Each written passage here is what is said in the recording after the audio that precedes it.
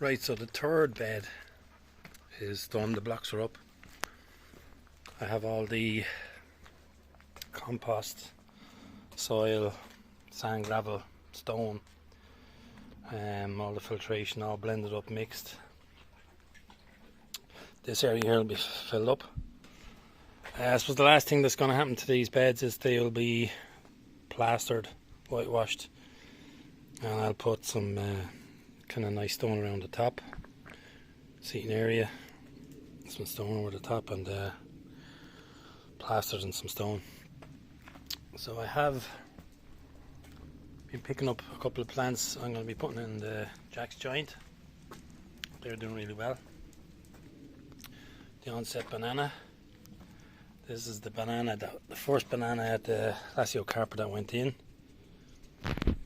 You can just see the middle one is where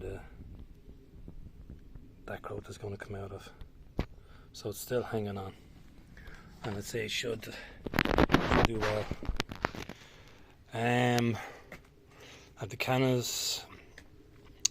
I bought another Cleopatra canna. I have this colocasia that I got in from France. This is the Noble Gigante.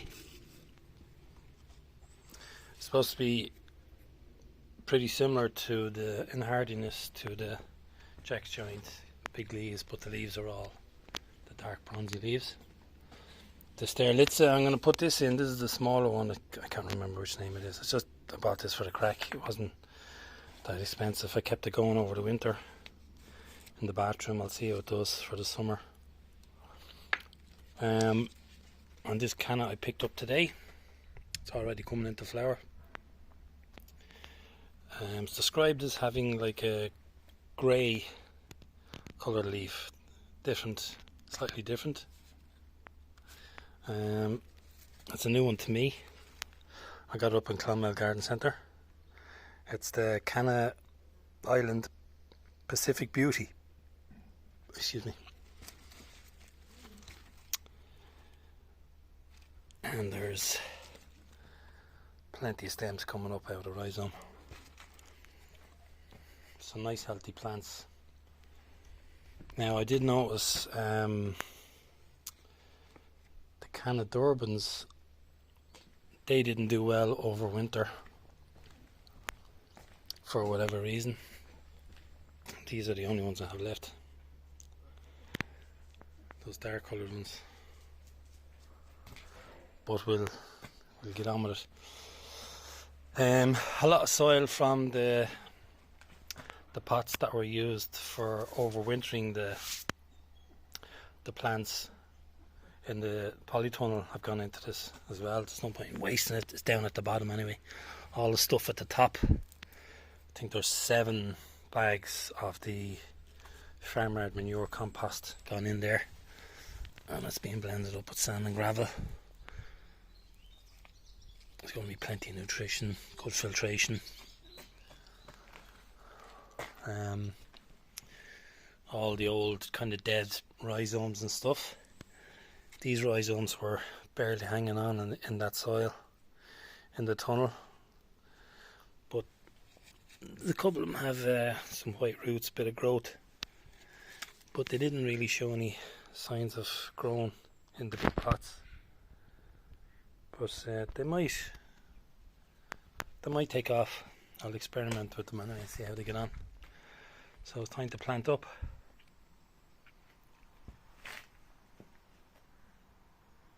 Oh, I do have it's a small version of the zebra grass that I have down along the path near the tunnel, and it's not doing well at all. And we had one years ago in the sleepers that were here, and it did really well. So I'm gonna dig that up and plant that in here. That's not the only grass that I'll be putting in. This one here, a couple of weeks ago, this was a tiny little slip of grass that came out of the pot from that one there. and I just planted it back up. Look, free plant. Pure gold reed canary grass. So I'll get planting. Right, so I'm starting to get a few plants in. Here's just another example of it's kind of pot bound, all the roots, all super healthy. This is the kind of Pacific Beauty, and it is nice. Probably can't see the difference, but the shade of the leaves, they are very different. Kind of a grey green. But definitely, if you've got pots like this, and your plant coming out of the pots, just gently tease them out. Don't worry if they snap off a few bits, they'll recover. Just gently tease them out, and they'll find their way down. And all the small roots, these are the important guys, all these tiny little ones. That's going to uptake all the nutrients that the plant needs when it's under stress from flowering and stuff like that. So tease out those roots if your plant is like that. Right, so I thought I'd ran out of Canna Durban, and I was just checking my pots here. I have one in here. So that's have to save me a few quid. Right, so that's the plant, or that's the bed planted up for now. So we got a couple of different colocasias, a couple of different grasses, different cannas, and different bananas. Slightly different to the other beds.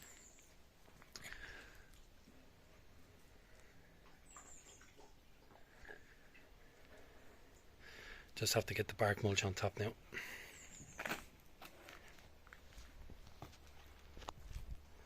Just gave them an absolute soak in there. Kept all the tall cannas at the back. That can get huge, the inset banana. Kept the smaller banana to the front of that. Colocasias at the side and some grasses at the corners.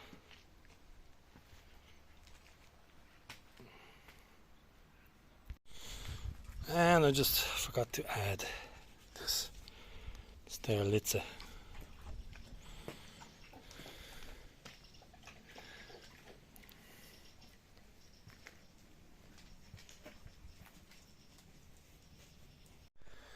Now the last thing I have to do, unfortunately, because of this guy, you just see him there, I have to put bamboo canes and stuff around it, because he's a pup and he's teething and he's a little bit destructive.